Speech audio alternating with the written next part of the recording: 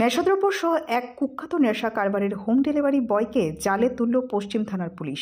ধৃত অভিযুক্তের নাম সুমন দাস। ধৃত অভিযুক্ত স্কুটি নিয়ে বটতলা ও সন্নিহিত এলাকায় ঘুরে ঘুরে নেশাদ্রব্য বিক্রি করত।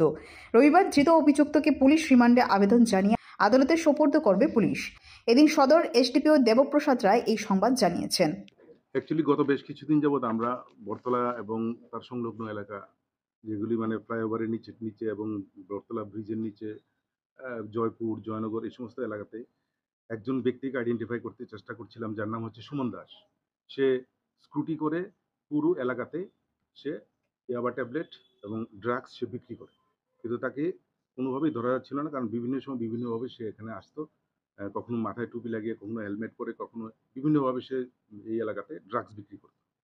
তো ফাইনালি পশ্চিম থানার ওসি রানা চ্যাটার্জি এবং বটতলা ফাঁড়ি থানার ওসি শুভদীপ, ওনারা একটা টিম তৈরি করে এবং গত ৩-৪ দিন যাবৎ মানে সিভিল ড্রেসে ওর পেছনে ধাওয়া করতে করতে গতকালকে ওকে আটকানো সম্ভব হয়েছে।